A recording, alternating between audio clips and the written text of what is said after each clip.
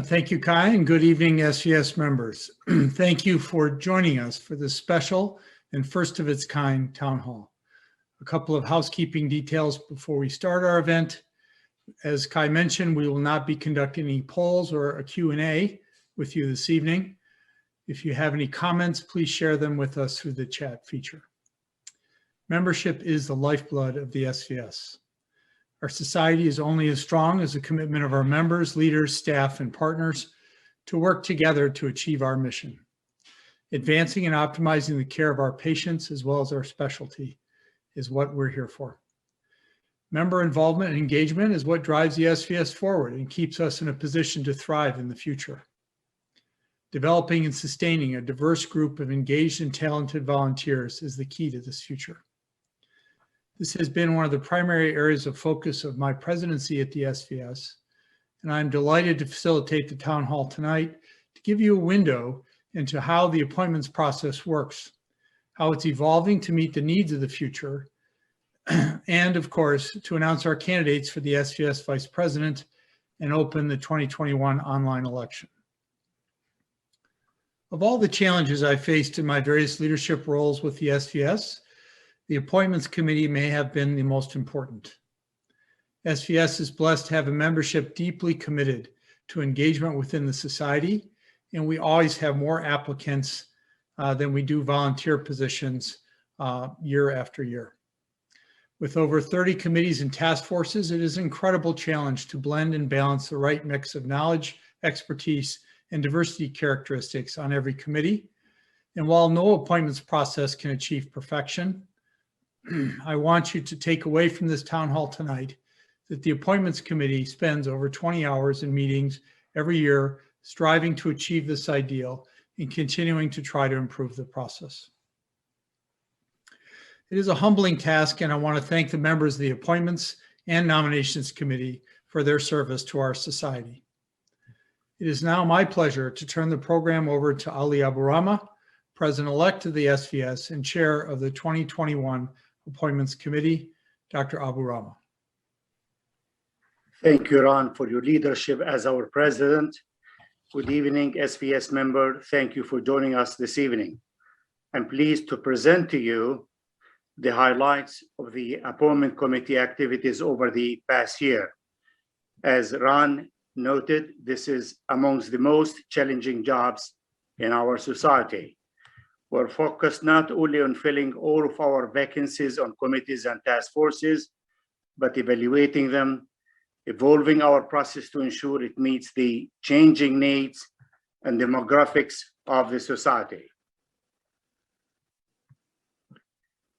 Before I provide you with a snapshot of the most recent appointment work, I would like to sincerely thank the member of the Appointment Committee, and this group consisted of what you see in this picture here. The President, Dr. Ron Dahlman, the Vice President, Dr. Mike Dalsing, Brett Ollery representing the young surgeons, representing the community practice, is Jeff Datillo, and representing the DEI committee is Dr. Bernadette Oliveira. Thank you. This group spent over 20 hours reviewing committee member evaluation, new applicant material, vetting appointment to the councils and committee for the 21-22 volunteer year. As you noted from this slide, there are many different types of opportunities for members to become engaged. Some are determined by the bylaws as councils, others appointed by either the appointment committee or the executive board, such as committees, task force, sections, and writing groups. When counted together, there are around 650 active volunteer appointments, 530 of which are appointed by the appointment committee. For purpose of my presentation this evening, I will focus only on the appointment to the SVS councils and committees. The SVS leadership has been focused on evolving and improving the appointment process past several years to keep pace with changes in our society, culture, and demography. Up until 2018, 3 leaders of the SVS comprised the appointment committee: the president-elect as chair, and vice presidents. There was limited application information and no limit to the number of committees a member could apply for to which they could be appointed. It was not uncommon to find members serving on 3 or even 4 appointments. With the passage of the last year bylaw referendum by the SVS member, the Appointments Committee was extended to include representatives from young surgeons, the DI committee, and the community practice section. This proved to be very wise and enormously helpful to the process. Having diverse perspective and more sets of eyes enrich the deliberation. However, it was no less difficult or challenging. Further, this year we required more demographic information on the applications, a brief statement of interest for each applicant, and members were limited to applying at no more than 2 committees or being appointed to no more than 2 committees. The appointment process is carried out over 3 to 4 month period, beginning with gathering, evaluation, and opening applications, and conclude with the final approval of the executive board to proceed with the appointment. There are several points along the way where the committee goes back and check for desired balance. We made a special effort this year to communicate to both those who were and were not appointed, encouraging those who were not appointed to please be patient. All members who applied and were not appointed would be giving strong consideration if they apply again next year. I encourage all members to stay engaged in other ways within the SVS and or the family of vascular societies. This table, as you noticed, will show all committees and task force in the SVS and how they are organized in each of the 5 councils. The 5 councils align with the 5 domains of the SVS strategic plan. The last column, as noted here, lists the committee that have oversight by the executive board as they are part of the SVS governance, member value, or business. The appointment committee focuses on the committees and task force that fall within each council or oversight of the executive board. All appointed members are evaluated each year. Council chairs are evaluated by the executive board. Committee chairs and vice chairs are evaluated by council chairs. Committee chairs evaluate committee members. The Appointments Committee complete its work going council by council. First, the chair and vice chairs of the various committees and task forces that comprise the council are discussed and selected. Chairs serve 1-year term, renewable for up to 3 maximum of 3 years based on performance evaluation. After the chairs and vice chairs are selected, then the vacancies within each are discussed and filled. On an annual basis, approximately 1/3 of each committee turns over. This year, we appointed over 160 vacant positions. As the appointment committee works together through each committee, it attempts to balance the skill and experience needed with desired diversity characteristics. Frequent discussions include scanning of the initial appointment to ensure there is geographic, experience, practice style, gender, and ethnicity diversity where possible. However, this is not achievable 100% of the time, as we are limited to selecting from the pool of the applicants that have applied. I want to emphasize this point very strongly. We're limited to selecting members from those who apply for a specific committee. And if we are short of filling vacancies, we review the pool of as yet unappointed members to appoint as many as possible if they have the requisite background required. The most important thing is that all members who wish to volunteer must apply. The larger the pool of applicants, the better.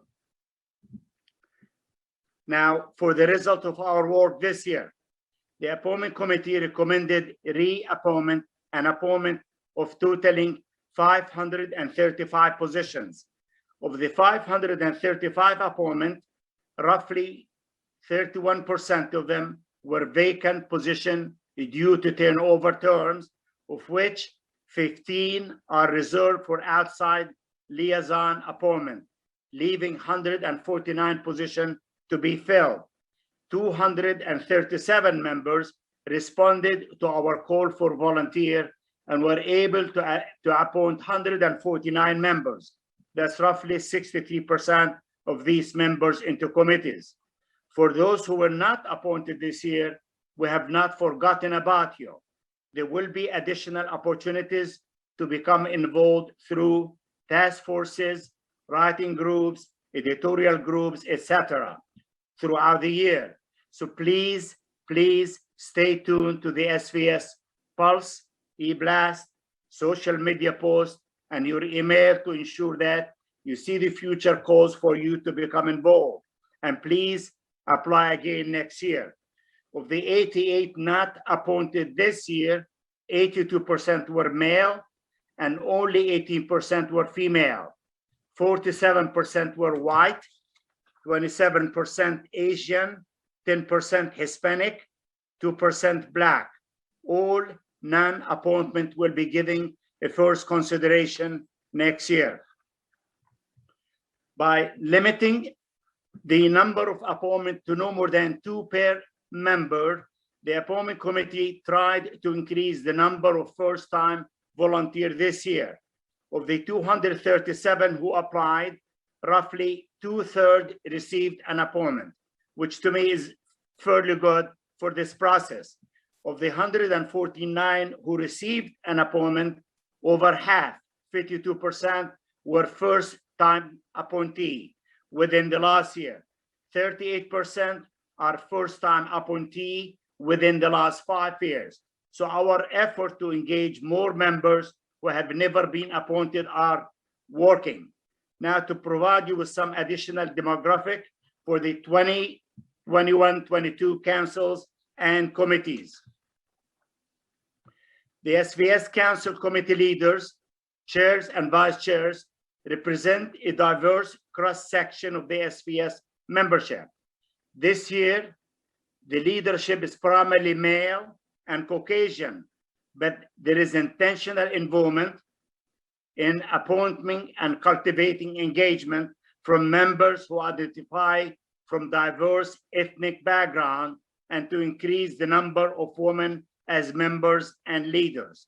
In overall general membership of the SVS, we have roughly an 80%, 20% ratio of male versus female. The SVS Council and Committee Chair and Vice Chair are 61% male, 33% female. Interestingly, 2/3 male and 1/3 female split mirror the demography of the population of the new trainee in vascular surgery. So the SVS, I believe, is coming into alignment with the future demography of its membership. In the overall general membership of the SVS, 70% of members are white, 14% are Asian, 6% are Hispanic, 2% are Black. Ethnicity is much more challenging, but I promise you, progress is being made. SVS Council Chair and Vice Chairs are 61% white, 18% Asian, 3% Hispanic, and 3% are Black. This is a high level comparison from last year council and committee leadership to this year. As you can see, we have increased the representation of female leaders. We will continue to evaluate and appoint members who have the best talent and skill set to deliver on the mission of the council or the committees, but also ensure that there's a focus on diversity. Now, let's look at the committee appointment. Again, keep in mind, the overall SVS membership is currently 80% male, 20% female, 71% white, 14% Asian, 6% Hispanic, and 2% Black. Overall committee appointments are 66% male, 20% female. As noted earlier, these percentages are approximately the demographic of trainee in our specialty. Ethnicity is much more challenging, but good, solid progress is being made here with 57% of the appointee white, 15% Asian, 6% Hispanic, and 4% Black. The SVS begins its new volunteer year June 1st to correspond with the VAM. Committee orientation material will be sent to you soon. I want to thank all members who have served and rolling off, and thanking all of the appointees for the coming year for your effort to come.